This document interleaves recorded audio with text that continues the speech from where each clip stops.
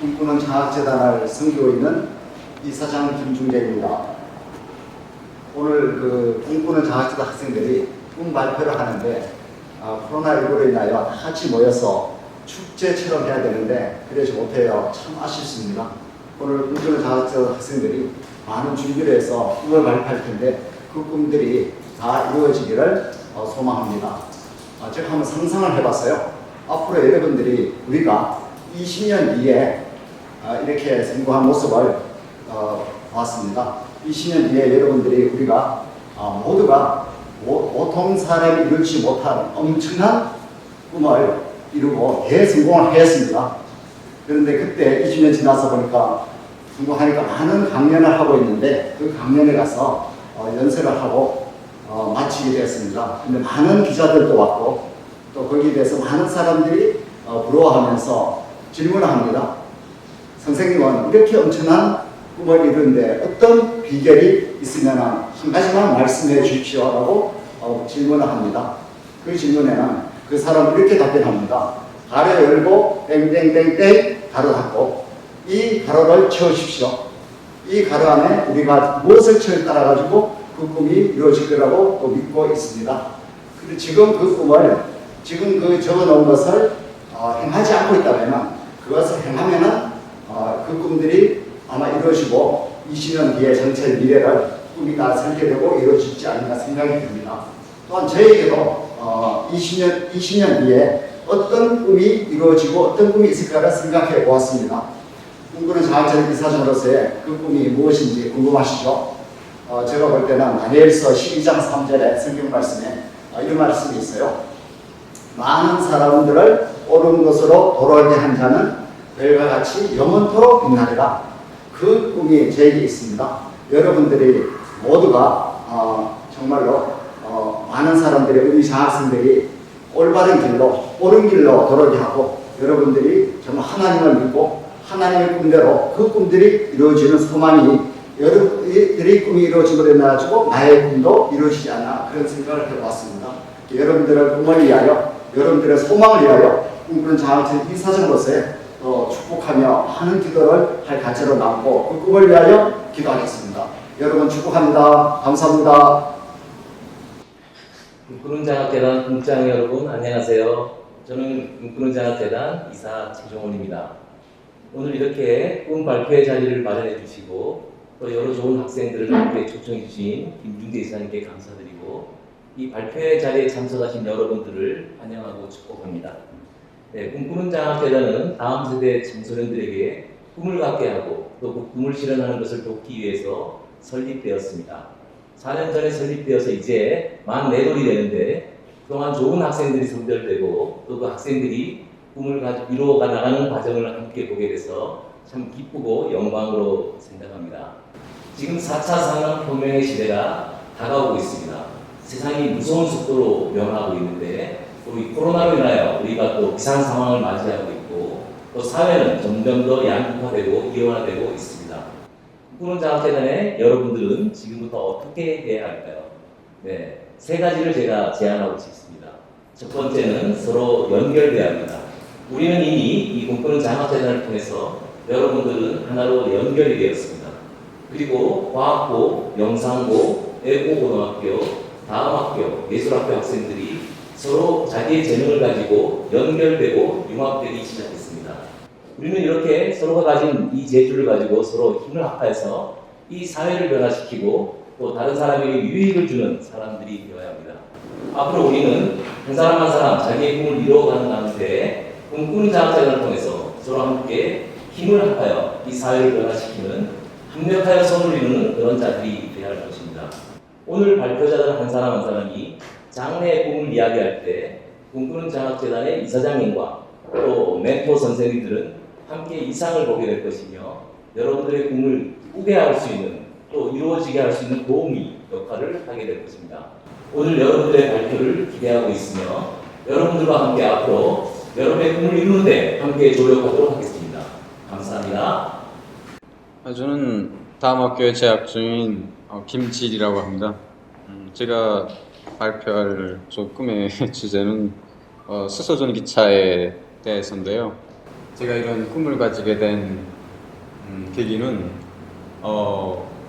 저는 이미 고등학교 졸업한 지가 이미 오래됐습니다. 그래서 군복무 기간에 대에 파견돼서 대에서 일하게 되었는데, 물론 고등학교 때는 또 훌륭한 꿈이 있었죠.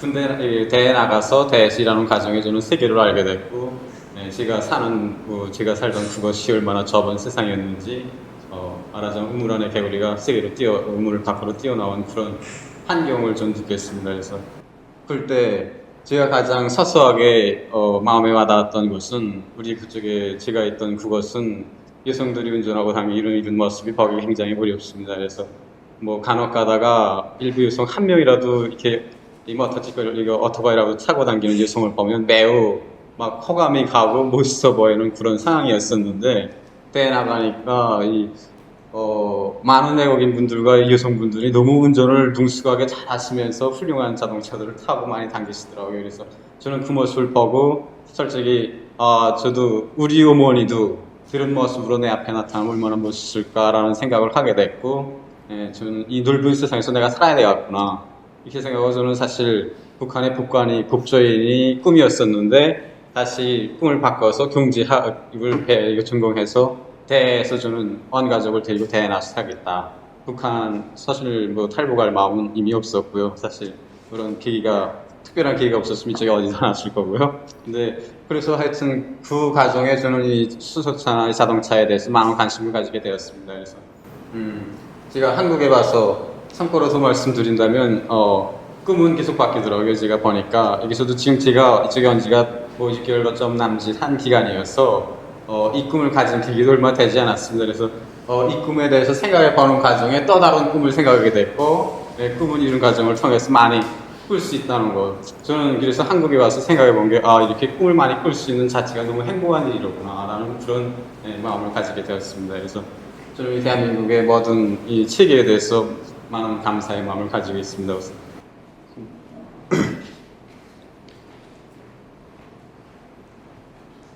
그래서 우선 본론으로 들어가서 수소전기차에 대해서 말씀을 간단히 드린다면, 저는 공학을 전공할 것을 마음을 이쪽에 한국에서 살기 위해서는 무엇인가 자기만의 특별한 기술이 요구된다는 것을 저는 이쪽에서 깨달았습니다. 그래서 제가 고민하던 끝에 저는 이게 자동차 산업 공학적으로 나가야 되지만 그쪽에서도 핵심 분야가 지금 현대 산업을 이끌 그런 분야가 무엇인가를 생각하면서 자동차 산업에 뛰어들기로 결심을 했습니다. 그래서 지금 현 시대 주된 영향력을 이끌고 행사하고 있는 이런 수소전기차에 대해서 저는 지금 앞으로 대학에 가서 공부해 볼 결심입니다. 그래서 간단한 설명을 해드리면, 지금 수소전기차와 전지차라는 그런 두 가지 종류의 차가 지금 미래의 친환경 자동차 산업으로 떠오르고 있는데, 두 자동차 모두 다 전기를 사용해서 원동력으로 운행하는 그런 원리를 가지고 있지만 전기 생산 이것성이 서로 다르다는 그런 차이점이 있습니다. 그래서 수소전기차는 고압수소 탱크에서 산소와 수소의 화학적 결합으로 이 전기를 생산하는 생산된 전기에 의해서 자동차가 운행되는 것이고요. 전지차는 이런 배터리에 조정된 전기를 이용해서 운행하는 그런 체계의 원리 구조입니다.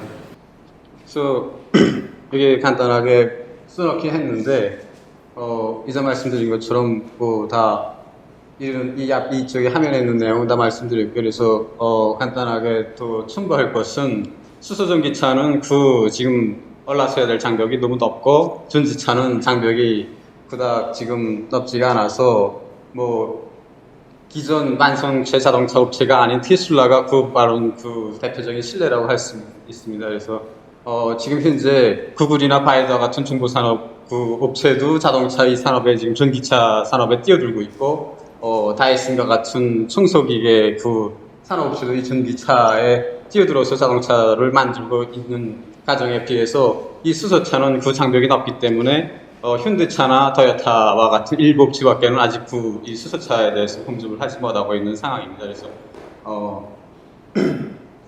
이거 서로의 단점도 또 다 있는데, 그래서 단점을 본다면 수소자동차는 매연이나 탄소를 배출하지 않지만 수소를 생산하는 과정에서 온실가스 이산화탄소를 조금 심각하게 대량 방출한다. 거의 수소만 걸러내고 나머지 시고기들은 머저리 배출해버리는 것이며 충전소 구축이 매우 어렵다는 점이다. 그래서 제가 이쪽에서 또 한 가지 충고한다면 이 수소차 충전소는 20억 내지 32억 정도의 그 비용, 엄청난 비용이 든다고 합니다. 이러면 전기차 충전소 수십 개를 만들고도 남을 비용이라고 합니다. 그래서 이런 어려운 점이 있고요. 전기차는 가장 큰 단점 중에 하나가 배터리 충전 시간과 주행거리가 매우 짧다고 합니다. 그래서 전기차를 사용하는 기간이 길어질수록 주행거리가 짧아지고 사용자의 불편은 더욱 커지게 되며 배터리 효율 문제와 향후 자동차 산업 변화에 매우 치명적인 약점이라고 이 단점이 나와 있는데, 그래서 제가 이 정도에서 지금 제가 말하고 싶은 것은 저는 이쪽에서 해결 방안을 찾으려는 그런 목적을 가지고 대학에 진학하려고 합니다. 그래서 제가 생각하는 저의 미래의 그런 공학적인 꿈의 방향은 자동차 산업을 이끌어갈 그런 핵심적인 역량의 그 최초를 창조하고 싶은 게 제 마음인데, 일명 제가 지금 꿈꾸고 있는 것은 이런 태양빛 전지차, 태양광 전지판을 이용한 배터리 충전으로 인해서 자동차가 충전소 없이 운행할 수 있는 그런, 말하자면 물리학적으로 가역 현상이라고 하는데, 아직까지 이 세상에 가역 현상이란 없다는 게 전 세계적인 공통적인 물리학理論입니다. 근데 저는 이 가역 현상이 있다는 것을 이것을 통해서 좀 보여주고 싶은 미래 노벨상 타도 좋고요. 그것도 꿈꾸고 있는데, 하여튼 그 정도로 해서 태양광 전지판은 지금 전기 생산량이 매우 좋기 때문에 유망한 그 기술 가지고는 아직 되지 않고 배터리 성능도 높이지 않고서는 내가 생각하는 그 꿈에 도전을 하기가 어렵습니다. 그래서 저는 앞으로 이거 태양광 전지판과 이 배터리에 대해서 연구를 세심하게 해서 자동차의 태양광 전지판을 그 테두리에다 설치하고 배터리 그쪽에서 나오는 전기로 회사를 충전해서 충전소 없이 자동차 운행할 수 있는 그런 자동차 산업을 생각해 보고 있습니다. 그래서 제가 지금 현재도 지금 나와 있는 이런 차들이 있는데요. 이게 전지판을 껍데기에 설치하고 이 배터리를 이용해서 이렇게 어느 정도, 이것은 완전체가 아닙니다. 이것은 일부 전기만 충전되는 그런 약간의 도움만 받는 형태인데, 저는 앞으로 미래 이런 차도 좀 만들어서 이 전체 태양광 전지판을 설치함으로써 완전한 태양광 전지판으로 나오는 그런 전기로만 배터리를 충전해서 운행하는 그런 체계를 구축하려고 지금 노력하고 있습니다. 근데 다 지금 이쪽에 사회에서 다 아시다시피 이런 걸 연구하거나 연구받은 거 하는 데서 이 자본주의 사회라는 것은 한 겁니다. 누구의 방조나 도움, 그래서 지평 말하면 경제적인 도움이 없이는, 서포트가 없이는 연구를 하려도 힘들고 공부를 하려도 힘들어요. 그래서 제가 가장 고맙게 생각하는 것은 이렇게 대한민국의 꿈장학재단이나 이런 장학재단처럼 우리 이렇게 진짜 뭐 없이 꿈만 꾸고 있는 우리들에게 그 꿈에 대한 희망의 가능성을 알려주는 그런 장학재단과 함께 동행하면서 앞으로 나의 꿈들을 하나하나 이뤄가려고, 저쪽의 사회에서 꿈꾸기 어려웠던 그 모든 어려운 문제도 이런 장학재단들과 대한민국의 좋은 복지체계와 함께 대학 공부를 열심히 해서 새로운 그런 훌륭한 공학의 시스템을 구축하려고 합니다. 발표를 시작하도록 하겠습니다. 안녕하세요. 저는 현재 인하대학교 간호학과 4학년에 재학 중인 전연희 학생입니다. 저는 2017년도에 대학교를 입학했는데요.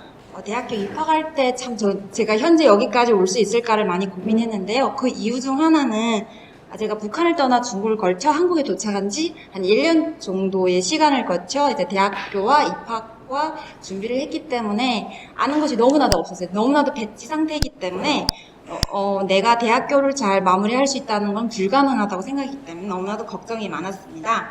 그럼에도 대학교 입학을 포기하지 않는 이유는 바로 꿈이었거든요. 꿈을 가졌다는 것이 너무 감사했고, 또 제가 꿈을 이룰 수 있도록 수많은 사람들이 도와주는 사실, 경제적인 거나 또 학업적인 면에서 많은 분들이 도와줬기 때문에 꿈을 이루고자 대학교에 입학을 했습니다. 그래서 발표 주제를 제가 현재 내가 되기까지는 라는 추상적인 거로 했는데요. 결론은 마지막으로 이제 듣도록 하겠습니다. 목차는 서론에서 제가 주제를 선정한 이유와 본론에 의해서 꿈을 갖게 된 계기, 또 꿈을 위해서 어떻게 도전을 하게 됐는지를 이야기하고 결론 부분에서 간단히 설명을 하고 나가면서 간단한 마무리를 하도록 하겠습니다. 주제 선정 이유는 여기에 감사함과 함께 또 꿈을 갖고 있는 청소년들에게 도움을 주고 싶은 마음에 이걸 선정했는데요. 이것보다도 제가 현재 여기 서 있는 것에 너무 감사했기 때문에 이 주제를 선정했습니다. 본론에서는 꿈을 갖게 된 계기에 대해서 설명하도록 하겠습니다. 제가 간호사라는 꿈을 갖게 된 계기는 7살 때 저희 아버지가 위암을 돌아가시게 됐는데요. 북한은 이제 의료 체계가 너무나도 엉망이어서 적절한 의료 서비스를 받을 수 없었고, 아버지는 이제 2년 동안 암과 싸워야 되는 상황에서 결국 이제 세상을 돌아가다 보니 그때 제가 마음을 가졌던 것 같아요. 세상에 어느 누구한테 내가 도움이 되는 사람이 되고자 이제 간호사를 선택했습니다. 그래서 중학교와 고등학교 시절 이제 전교 2등을 했는데 대학교를 갈 수 없었습니다. 너무나도 궁금하죠. 왜 대학교를 갈 수 없었을까? 이제 북한은 계층별이 많이 나눠졌고, 대학교를 갈 수 있는 조건은 뇌물로 이제 많이 결정이 되기 때문에 저희 집은 이제 엄청 가난했고, 또 아버지 없이 어머니가 홀로 경제 생활을 했어야 되기 때문에 대학교를 갈 수 없었습니다. 그래서 한 3년 정도를 고민했던 것 같습니다. 내가 간호사를 되기 위해서 어떻게 하면 좋을까? 아무리 고민을 해도 제 노력은 어떠한 대가를 가져오지 못하기 때문에 결국 포기하지 못하고 탈북을 이제 결심했는데요. 탈북을 결심하는 것이 참 쉽진 않았죠. 되돌아갈 수 없는 압록강을 건너서야 됐고, 다시는 만날 수 없는 가족과 이제 헤어져야 되는 그런 거이기 때문에 많이 두려웠는데, 그럼에도 결국 제가 고향을 떠나게 된 거는 제 간호사라는 꿈 때문에 떠나게 됐습니다. 중국에 도착해서 한 6개월 정도 이제 중국어를 제가 습득해서 한국에 오려고 하니까 경제적인 문제가 필요했고 돈도 필요한데 어쩔 수 없이 이제 취업을 하게 됐어요. 근데 취업을 하다 보니까 되게 빠른 속도로 이제 매니저까지 이제 제가 발전하게 됐는데, 거기서 사람은 항상 돈을 맛보면 내가 이대로 그냥 살고 싶다라는 생각을 하게 되고, 저 또한 또 그런 생각을 수백 번 했던 것 같습니다. 근데 딱 한 가지가, 인생이 내가 잘 먹은 것에 만족하는 게 아니라 내가 또 내 꿈 때문에 고향을 떠났기 때문에 꿈을 이뤄야 되겠다는 그 후회감, 또 꿈을 이루겠다는 그런 마음에 다시 새롭게 대한민국으로 이제 오게 되었습니다. 그래서 대한민국 와서 이렇게 대학교 들어왔는데요. 그래서 결론 부분이 됐습니다. 뛰어넘어서 결론 부분에서 제가 주제가 현재 내가 되기까지는 라는 부분은 처음에는 너무나도 막막했고, 간호사가 과연 될 수 있을까?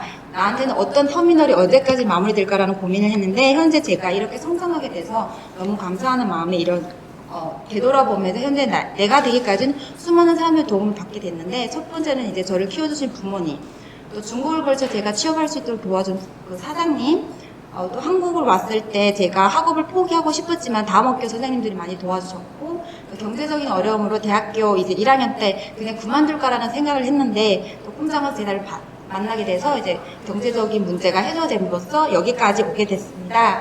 이러한 따뜻함이 제가 현재 정말로 간호사가 되어서 어떤 환자 한 분 한 분한테 친절하게 간호를 제공할 수 있는 그런 따뜻한 간호사가 되고, 환자를 역지사지로 그렇게 생각할 수 있는 간호사로 성장하게 만들었습니다. 현재는 정말로 제가 가고 싶은 이제 병원을 취업 준비하고 있는데요. 참 쉽지는 않더라고요. 하지만 지금 간호사 되기 위해서 취업 준비를 하고 있고, 또 간호사는 자격증이 필요하니까 국시 준비를 지금 하고 있습니다. 나가면서는 제가 여러분들한테 질문하고 싶은 이야기인데요. 정말 여러분들이 꿈을 갖고 있잖아요. 어떤 꿈인지, 부자 아니면 유명인, 돈 많이 버는 그런 꿈인지, 아니면 누군가를 도와주는 그런 사람, 이렇게 꿈장학재단처럼, 아니면 나의 재능을 어떤 사람한테 나눠줌으로써 그 사람의 꿈을 가질 수 있도록, 또 그 사람이 이 사회에 살아갈 수 있도록 도와주는 그런 꿈을 갖고 있는지 질문하고 싶었습니다. 그래서 이렇게 마무리를 되는데요. 제가 당연한 것들을 넣었던 이거는 요즘 코로나로 인해서 많이 어려움을 겪고 있는 여러분들이 힘을 내고, 또 꿈을 갖고 있는 청소년들이 본인의 꿈을 위해 도전하고 또 도전해서 꼭 이 사회에 필요한 사람을 성장하기 바라면서 당연한 것들의 음악을 넣고 또 저희 발표를 마무리하도록 하겠습니다. 마지막으로 다시 한번 꿈을 갖고 있는 청소년들을 도와주는 꿈장학재단께 감사의 인사를 드립니다. 감사합니다. 안녕하세요. 저는 서울영상고등학교 2학년에 재학 중인 이경민이라고 합니다. 저는 일단 3D 캐릭터 애니메이션이라는 주제로 이 발표를 하게 됐고요. 제가 이 꿈을 가지게 된 계기는 제가 중학교 때부터 게임 개발에 관심이 있어 3D를 다루기 시작했고 그 3D를 다루는 계기로 이제 점점 건물을 모델링하거나 이제 영화에 필요한 캐릭터, 게임에 필요한 캐릭터를 만들게 되는데 흥미가 생겨 발표를 하게 되었습니다.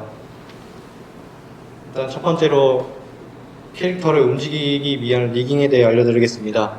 일단 리깅이란 3D 모델링이 된 캐릭터에 뼈를 붙이는 작업입니다. 3D 모델링이 된 이제 캐릭터에 뼈를 붙이는 이유는 폴리곤인 상태인 가만히 있는 상태에서 움직이게 되면은 모양이 변형이 될 수도 있고 어려워지고 조약해지기 때문입니다.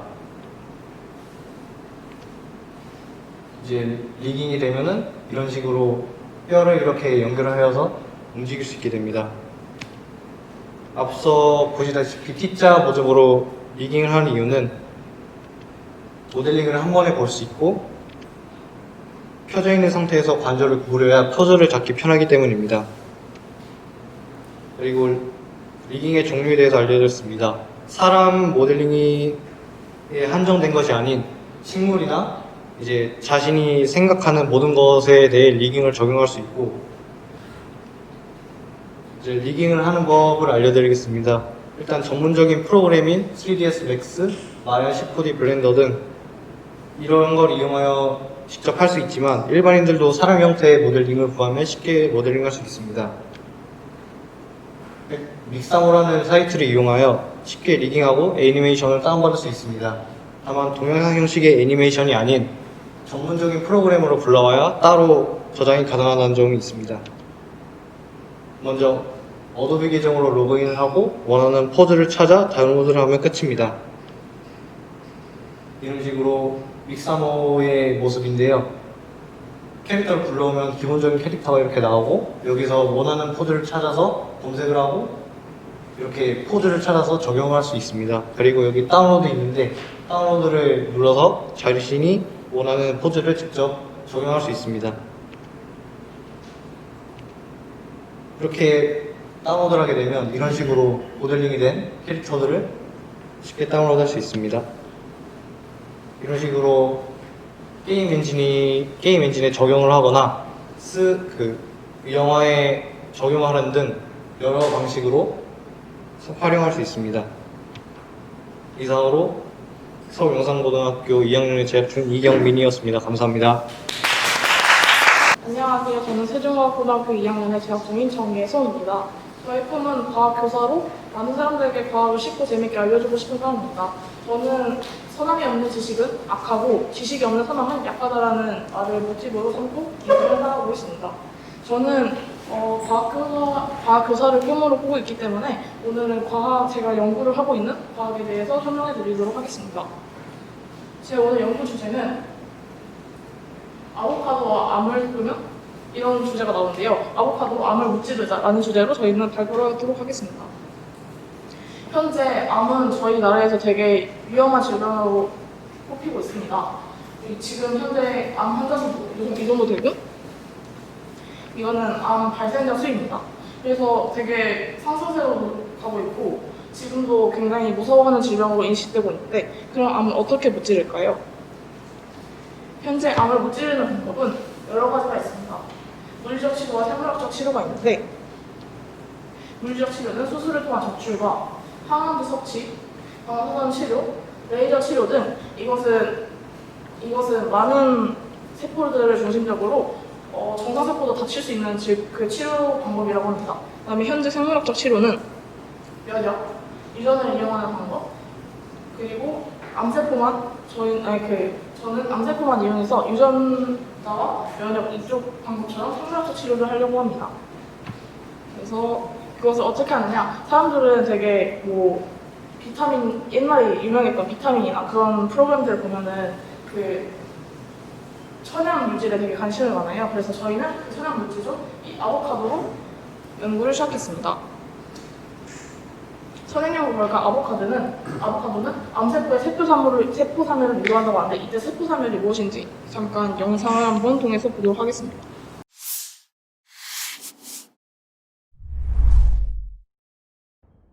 Necrosis versus apoptosis. Hello everyone. This tutorial will explain to you the main difference between apoptosis and necrosis. Introduction. All cells in a multicellular organism undergo growth and death. Cellular death is essential for an organism to grow and survive. Human body is made up of innumerable types of cells in various parts of the body. There are mainly two types in which a cell undergoes death, either through exposure to harmful environment, injury, or through a pre-planned and regulated process of disintegration. Cell death occurs via two different processes, one being necrosis and the other being apoptosis. Now the question is, what is necrosis? Necrosis is a process of cellular death, which occurs when cells are exposed to extreme conditions, which are very different from normal living conditions.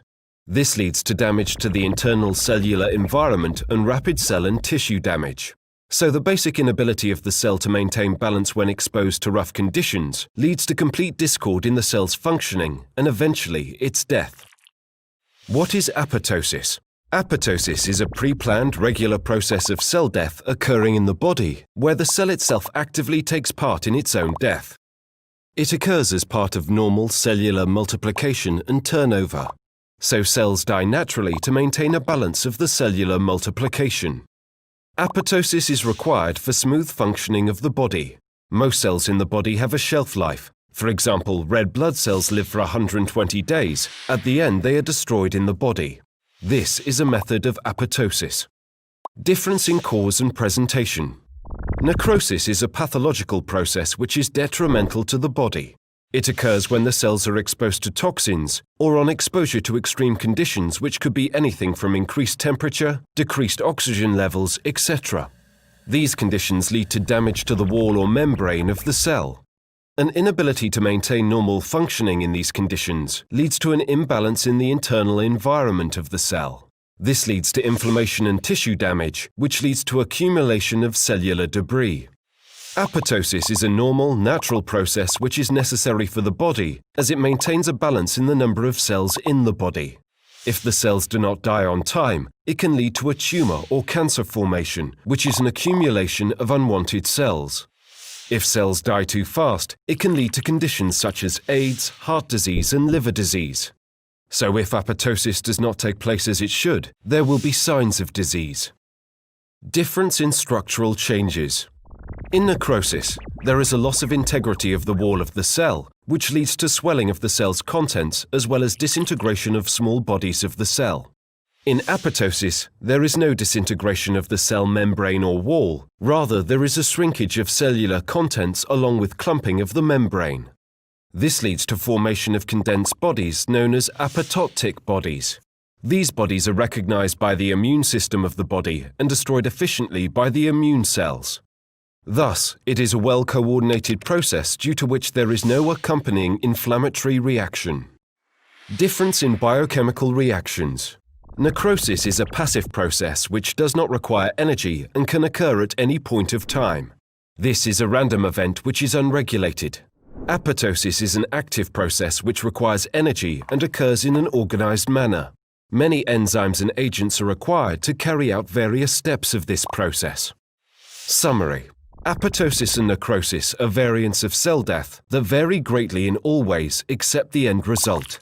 Necrosis is a type of cell death wherein the cell dies an untimely death due to uncontrolled external factors, and apoptosis is a predefined cell suicide wherein the cell actively destroys itself to maintain smooth functioning of the body. Apoptosis is a natural physiological process which is required by the body, while necrosis is a pathological process which stems from inflammation and tissue damage.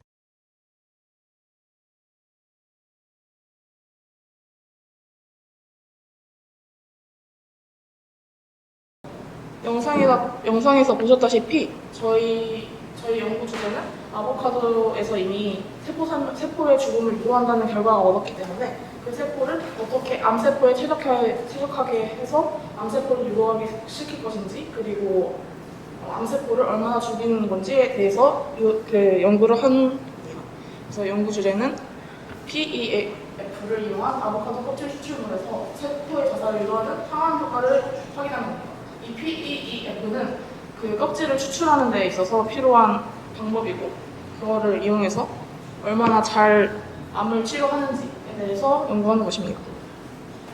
저희의 연구를 통해서 만약에 정말 아보카도가 그 암세포만을 한정지어서 그 암세포의 세포 자살을 유도하고 또 그리고 PEEF를 처리했을 때 얼마나 더 암세포를 잘 죽이는지에 대해서 좋은 결과를 얻는다면은 이 저희 연구는 암세포를 치료하는데 하나의 방법으로 쓸 수 있을 거라고 생각합니다. 감사합니다. 안녕하세요. 배웅 외국어고등학교 2학년 김유현입니다. 지금부터 저희 진로 분야에 대해서 소개해보는 시간을 가져보도록 하겠습니다. 저는 국제기구 정책 전문가가 되고 싶습니다.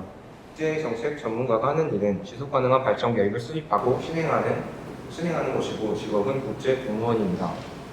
제가 이 일을 하고 싶게 된 계기는 평소 환경보호에 관심이 많았고 어릴 적부터 외국에서 생활하며 일하는 국제기구의 공무원이 되고 싶었기 때문입니다.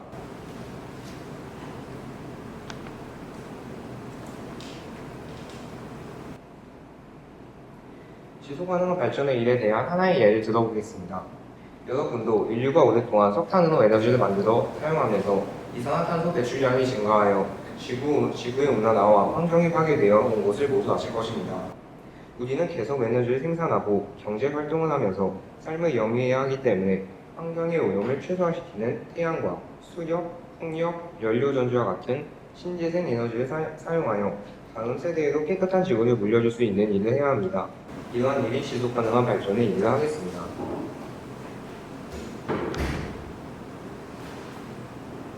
지속가능한 발전의 의미는 두 가지가 있는데 첫째는 경제, 사회, 환경 변화를 통합적으로 보는 것이고 다른 하나는 경제발전, 사회적 통합, 지속가능성에 기초한 사람다운 삶을 영위하는 것을 의미합니다.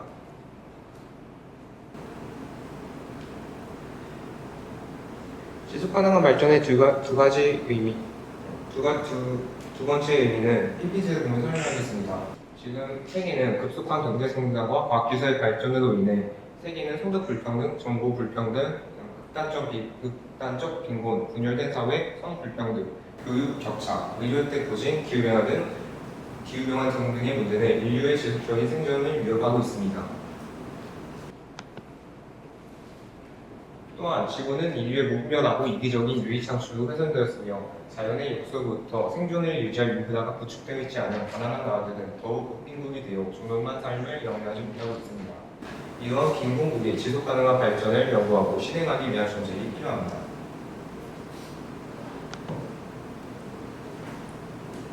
제가 국제기구 정책 전문가가 된다면 이런 PPT에서 보시는 다양한 분야의 일을 하게 되고 이 일들이 인류의 안전과 번영을 위한 일이 될 거라고 확신합니다. 발표한 저의 진로를 탐색하기 위해 기관에서 어떤 과정을 통해 일을 하는지 경험하고자 서울시 청소년예회 요원으로 위정활동을 하고 있습니다. 제 발표를 들어주셔서 감사합니다. 안녕하세요. 저는 서울영상고 2학년에 재학 중인 미래 웹툰작가 김채현이라고 합니다. 저는 7살 때 어린이집을 다녔었는데요. 그때 어린이집에서 아침마다 그림 한 장씩 그려야 놀 수가 있었어요. 저는 그때부터 막 그림 한 장씩 그렸었는데 사인펜으로 이제 펜 따고 색연필로 이제 채색을 하면서 그림에 처음에 흥미를 느꼈던 것 같습니다. 일단 전 여기 PPT에다가 그렸던 작품들, 올해 2월부터 7월까지 그렸던 작품들을 몇 장 넣어놨어요. 그래서 드로잉부터 학원 작품, CG 그림 이렇게 제 학원에서 그린 거랑 제 개인적으로 그렸던 그림들 몇 장이 있습니다. 첫 번째 드로잉인데요. 크로키랑 인체 연구, 선화, 드포름의 연습을 했던 것들 보여드리겠습니다. 첫 번째, 크로키는 6월 거부터 보여드릴 건데요.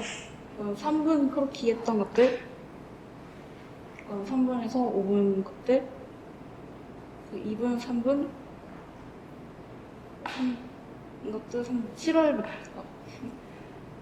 3분에서 5분이고요. 저희 학원에서 매일 이렇게 30분, 40분 동안 크로키를 했어가지고 여기는 이제 제가 따로 학원 숙제로 했던 것들인데요. 이거는 시간 제한이 없어서 좀 앞에 것들보다 좀 퀄리티가 높습니다.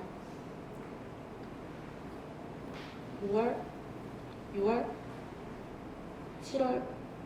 이거는 이제 학원에서 아까 학원 얘기밖에 없긴 한데 이거는 이제 그 특강 했던 시절에 그 옷주름 파트가 있었거든요. 그때 제가 또 숙제로 옷주름 연구도 하고 연습했던 것들입니다.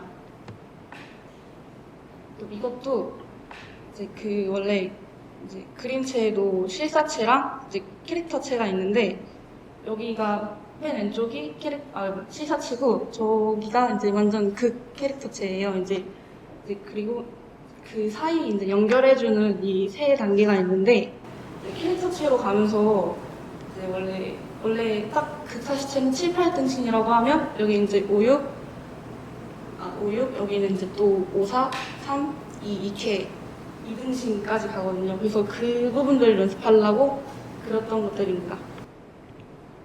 이제 이것도 이제 선화는 제가 따로 CG로 그렸던 것들인데요. 그리고 이제 학원에서 이제 연습했던 이제 그림들을 보여드릴 거예요. 자, 이건 이제 첫 번째로 인체 연구했던 것들이고요. 근육 연구예요. 조금씩 겹치는 부분이 있는데, 여기 이렇게 선 겹치는 부분들이 있는데, 이건 선생님이 이제 체크해 주시고 틀린 부분들 고쳐주신 부분이에요. 이제 여기는 이제 얼굴 그 각도마다 다르니까 연습한 거고, 이것도 이제 응용해서 이제 색채화로 바꾼 거고, 저거는 2시간 동안 시험 봤던 거예요. 이제 보디빌더 사진 하나 해가지고, 이거는 이제 인체 연습했던 거 응용해가지고 캐릭터 일러스트 만든 거고요. 이거는 제가 만든 캐릭터입니다. 배우 캐릭터예요. 이제 여기 적혀 있는 것들은 이제 설정 적은 것들이고요. 이거는 상황 표현 한 장 그렸던 거고, 이게 그 주제가 이제 어떤 섬으로 이제 떠났는데 무엇을 만난 거였어요. 밤에 배를 타고 갔는데 무엇을 만났을 때 그 상황을 이제 그렸던 건데, 여기에 노란색 눈들이 있어요. 이게 다 괴물들인데 잘 안 보여서 되게 좀 아쉽게 느껴지네요. 이건 이제 일러스트, 칸바나 모작한 겁니다. 이제 이거는 창작 칸바나인데 주제가 청담대학교 공모전 주제였어요. 그 학교에 창고를 청소하는데 거기에 무슨 비밀스러운 문이 있었어요. 그래서 거기를 열었을 때 상황을 칸바나로 그린 건데, 저는 이제 그 버려진 강아지의 유령을 만난 걸로 시작했어요. 그 청소하는 학생 주인공이. 저는 그 전체적인 주제를 그 강아지 유기를 하지 말자는 그런, 제가 또 강아지를 키우고 있어서 그런 관련해서 그랬었고, 저는 아직까지도 지금 이게 마음에 듭니다. 이거는 이제 또 그 앞에서 했던 인체 연구했던 그 부분을 응용해서 만든 것들이에요. 이 칸이 그 학원에서 배웠던 그 인체 그림들 중에 하나를 넣은 것들이에요. 이거는 그 경찰청 그 강력계 형사분들 있잖아요. 그분들 이야기들을 좀 적었는데, 그 회의 시작 전이에요. 시작 전 상황을 그렸던 거고, 이것도 이제 대학교 공모전 주제로 그렸던 건데, 내가 만약에 나의 엄마가 된다면, 나의 부모님이 된다면 이 주제였어요. 이거는 좀 내용이 슬픈 건데, 말하기가, 이게 본인이 바로 죽기 전이거든요. 그래서 이게 본인이 원래 부모님한테 관심을 많이 못 받았을 때에 못 받았는데, 이제 바로 죽기 전에 자기가 부모님이 돼서 이렇게 바로 가기 전에 이렇게 좀 자기가 보살펴주고 자기 자신을 이렇게 보살펴주는 그런 내용입니다. 이거는 제가 공모전에 냈던 거예요. 그 주제가 그 버스에 탔는데 사람들이 나를 쳐다본다 였습니다. 원래 내용은 주인공이 화장실 갔다 왔는데 휴지를 달고 타서 사람들이 쳐다봤던 내용이고요. CG 그림입니다. 이건 이제 제가 캐릭터 일러스트 그렸던 것들이고, 이것도 이제 SD 그 캐릭터체로 그렸던 것들. 이건 제가 좀 극사시체라 해야 되나? 그렇게 그렸던 것들이고요. 제가 좋아하는 연예인들을 그린 거예요.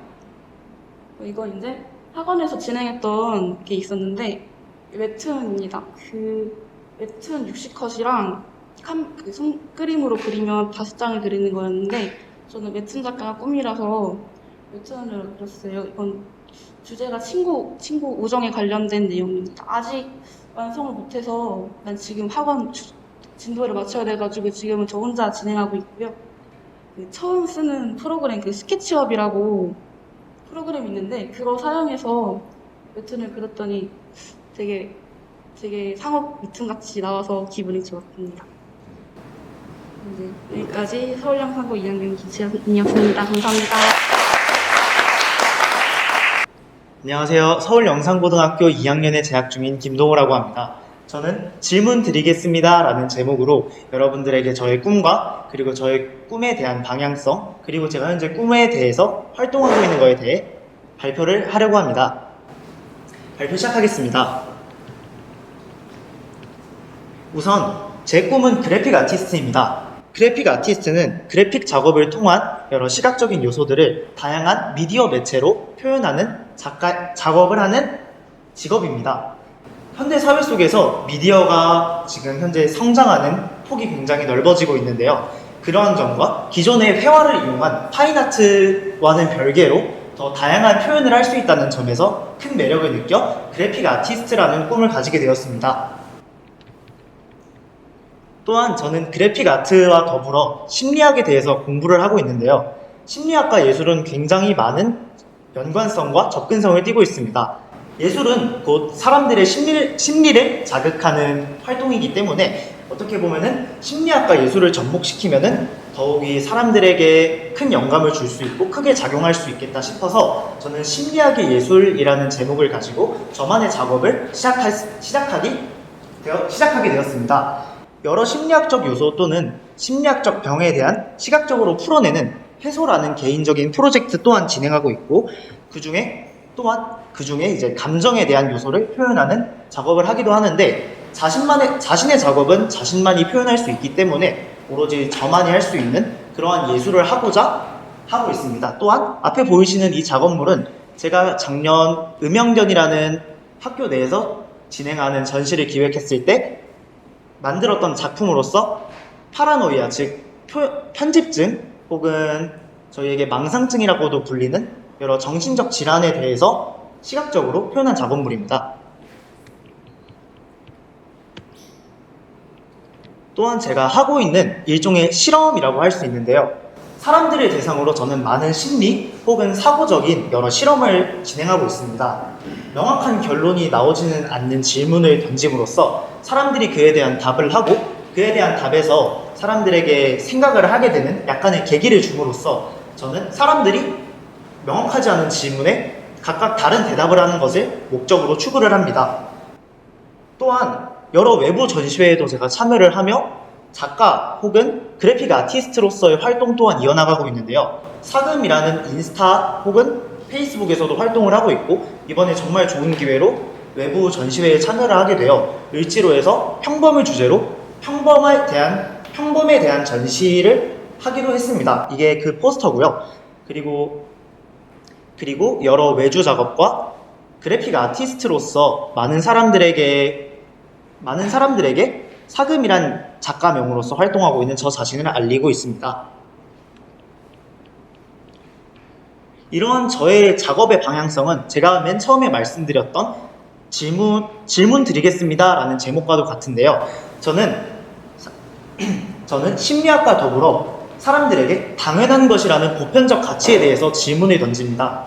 이로 하여금 사람들이 일방적으로 제 생각에 대해서, 제 작품에 대해서 일방적인 거리를 두고 일방적인 소통을 하는 것이 아닌 제가 질문을 던지고 그 질문에 대해서 생각하고 자유롭게 저에게 답을 말해주는 쌍방향 소통을 하는 아티스트로서의 작업성과 현재 방향성과 목표입니다. 또한 저는 그래픽 아티스트뿐만이 아닌 현재 영화 혹은 뮤직비디오 그리고 더 나아가 3D 작업 그리고 매핑까지 다양한 시도들을 하고 있으며 그래픽 아티스트라는 일정 한계에서 끝나는 것이 아닌 더 나아가 아트 디렉터 그리고 여러 가지 아티스트와 여러 그래픽 작업을 통해서 여러 접목을 통해서 더욱더 발전해 나갈 예정입니다. 또한 저의 나름대로의 목표가 있는데요. 저는 개인적으로 이러한 작업실을 하나의 작업실 혹은 개인전을 열 수 있는 공간을 만들어서 현재 예술은 되게 어렵다라고 사람들이 생각을 하는 경향이 있는데 개인적인 작업 공간을 하나 만들어서 사람들에게 참여 형식으로 언제든 사용할 수 있는 그런 공간을 만들어 사람들이 예술은 어렵고 권위적인 것이 아닌 그리고 우리가 평소에 되게 어렵게 접근하는 것이 아닌 누구나 쉽게 접근할 수 있고 되게 예술이란 것 자체가 어렵지 않다라는 것을 알려주기 위한 그러한 하나의 작업 공간을 만들고 싶습니다. 지금 보이시는 이 작업물은 제가 앞서 말씀드렸던 그래픽 아트의 일종으로서 현재 제가 작업을 하고 있는 콜라주 아트워크라는 기법을 기반으로 한 사진 작업입니다.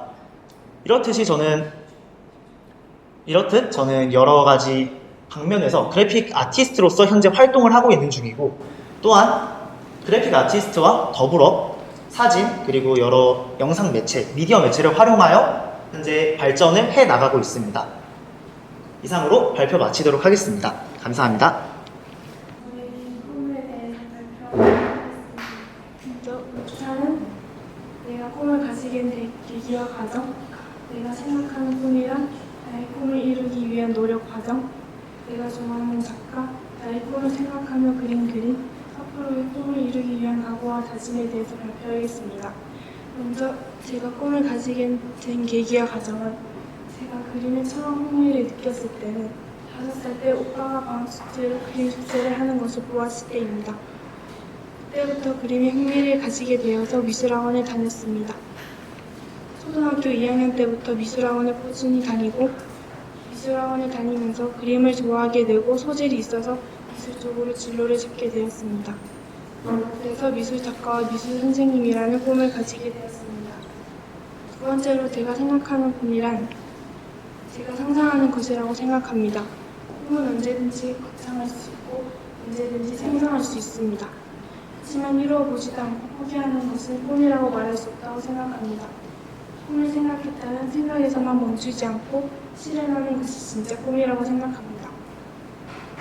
세 번째로 저의 꿈을 이루기 위한 노력 과정입니다. 먼저 미술학원을 꾸준히 계속 다니면서 그림 실력을 쌓았습니다. 두 번째는 미술 전시회를 주말에 이용해서 자주 보러 다닙니다. 세 번째는 나만의 작품을 틈틈이 시간 날 때마다 그립니다. 네 번째는 미술 관련 책을 적어도 한 달에 2권씩을 꼭 읽습니다. 다섯 번째는 항상 나와서 친구들이 그리는 그림의 시간을 두배는 그립니다. 미술 전시회에 가서 다양한 작가님들에게 질문을 꼭 합니다. 다음으로는 제가 좋아하는 작가는 프리다 칼로입니다. 프리다 칼로는 1907년 멕시코의 쿠요야칸에서 태어났습니다. 프리다 칼로는 멕시코의 요리화가로 멕시코 민중벽화의 거장 디에고 라베라와 결혼으로 유명해졌습니다. 프리다 칼로에게 있어서 디에고 레비라는 배우자 그 이상의 존재였습니다. 하지만 프리다 칼로의 인생은 고통이 항상 함께했습니다. 6세 때는 소아마비, 18세 때는 교통사고로 36차례의 수술을 받았습니다. 이 사고는 그의 삶뿐만 아니라 예술 세계에도 큰 영향을 주었습니다. 제가 좋아하는 프리다 칼로의 두 작품을 소개해드리겠습니다. 먼저 첫 번째 작품은 여러 개의 화살이 사슴의 몸을 관통해 피를 흘리고 있습니다. 이 작품은 화가 자신의 고통을 표현한 작품으로 어릴 때 소아마비로 인한 오른발의 고통은 물론 디에고 리베라와의 결혼으로 인해 겪게 된 여러 상처의 고통이라고 말할 수 있습니다. 이 작품에서 인상 깊었던 점은 많은 화살들이 사슴의 몸에 박혀있지만 사슴은 고통을 느끼고 있지 못하는 점이 있습니다. 두 두 번째 작품은 프리다 칼로가 어릴 적 교통사고를 당해 척추에 철근을 받고 몸에 붓이 꽂힌 자신의 모습을 그린 것입니다. 미간까지 연결되는 눈썹과 눈물을 흘리면서도 정면을 바라보는 강렬한 눈빛인 자신의 고통을 예술로 승화시킨 프리다 칼로의 대표적인 작품입니다. 제가 이 작품에 인상 깊었던 점은 여러 번의 수술과 교통사고로 인해 상상할 수 없는 고통을 절망해서 멈추지 않고 이렇게 그림으로 승화시켰다는 점이 가장 인상 깊었습니다. 프리다 칼로처럼 삶에서 고통스러운 일이 있을 때 좌절하거나 절망해서 멈추지 않고 그림으로 승화시켜 고통도 다룰 수 있는 미술 작가가 되고 싶습니다. 다음으로는 저의 꿈을 생각하며 그린 그림입니다. 이 작품은 저희 꿈을 생각하며 그린 그림으로 꿈이라는 제목의 작품입니다. 먼저 그림의 겉모습만 먼저 설명하자면 바로 보이는 저 풍경은 아이가 지금 보고 있는 풍경입니다. 아프리카의 석양이 지고 있는 풍경이죠. 아이의 표정은 밝지가 않고 뭔지 모를 아련함과 걱정이 묻어나 보입니다. 이 아이는 자신이 살고 있는 곳이 사라져가는 모습을 보며 슬퍼하는 모습입니다. 나중에 다시는 못 볼 것 같아서 더 슬퍼집니다. 하지만 아이는 열악한 환경 속에서도 희망을 잃지 않고 살고 있습니다. 언젠가는 다시 볼 수 있다는 희망을 가지고요.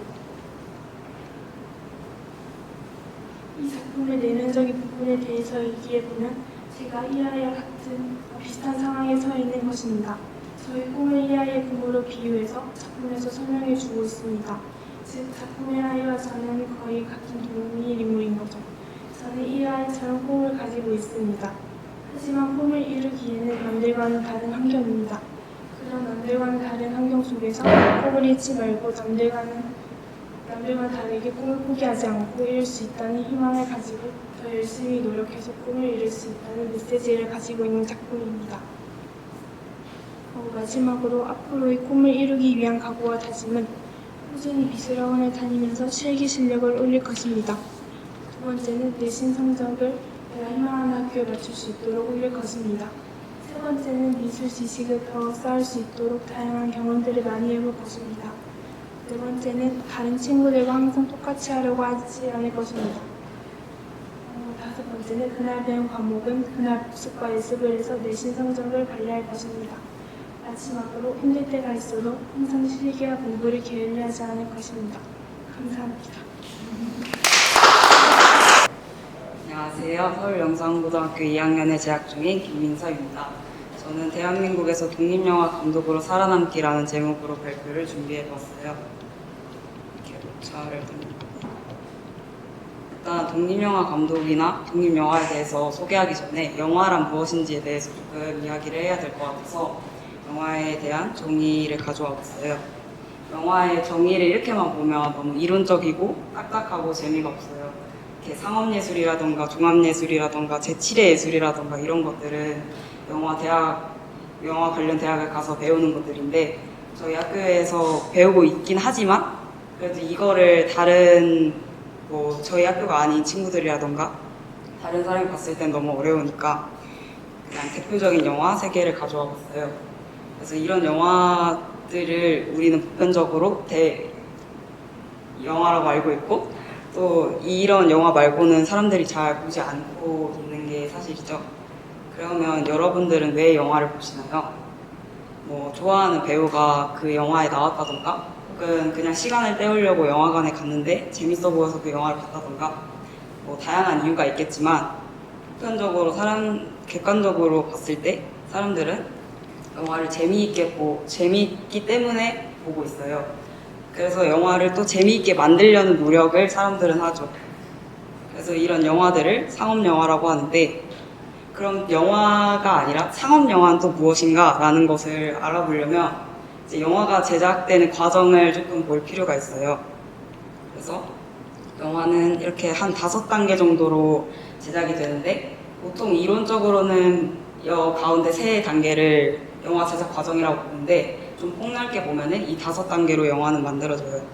그래서 기획개발 단계에서는 이제 코어 스태프인 사람들이 그 영화의 스토리를 짜고 또 시놉시스라고 해서 대충 어떤 내용으로 이야기가 전개될 것인지 또 내가 이 영화를 왜 만드는지에 대한 것들을 간단하게 한 장에서 2장 정도로 적는 시놉시스를 거쳐서 트리트먼트로 가서 줄거리를 한 5, 6장 자기가 쓰고 싶은 대로 뭐 형식 없이 쓰고 그 다음에 시나리오를 거쳐서 시나리오를 완성을 합니다.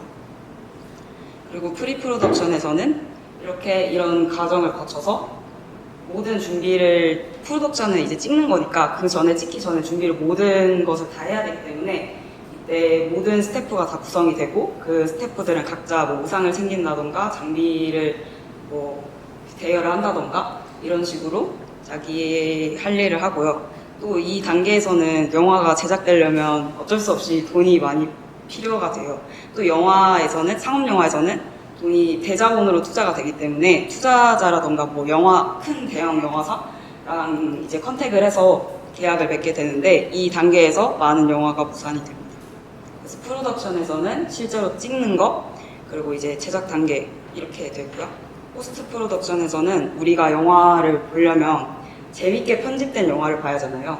그래서 이제 컷을 잘라서 뭐 분배를 한다던가 뭐 소리들을 맞춰준다던가 또 색 보정을 한다던가 이런 모든 후반 작업이 이 과정에서 일어나고 배급과 홍보는 아까 뭐 컨택한 영화사라던가 뭐 다른 배급사랑 컨택을 해서 그 계약을 맺고 그 영화를 영화관에 유통시키는 그 과정을 말하는 거예요.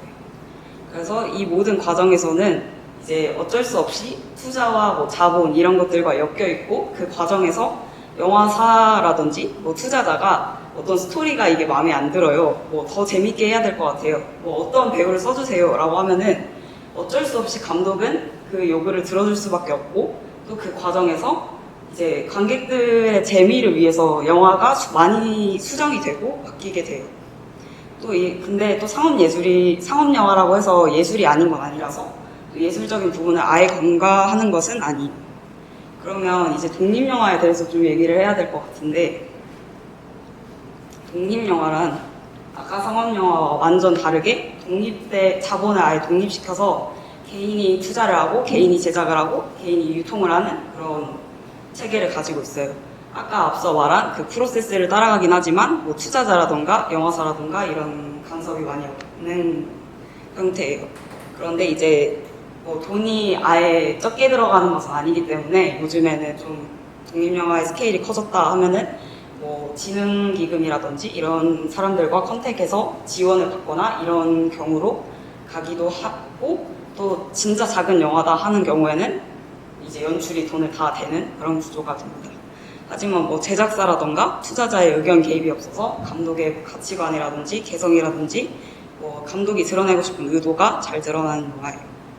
그러면 저는 영화를 왜 찍고 싶게 됐느냐는 이 말을 이제 변영주 감독이라는 화차를 제작하신 감독인데 그분이 수상 소감으로 이런 말을 하셨어요. 그래서 영화가 세상을 바꿀 수는 없겠지만 이제 영화를 통해서 세상을 바꾸시는 분들한테 2시간의 위안이 될 수 있으면 영화 감독으로서 참 행복한 것 같다.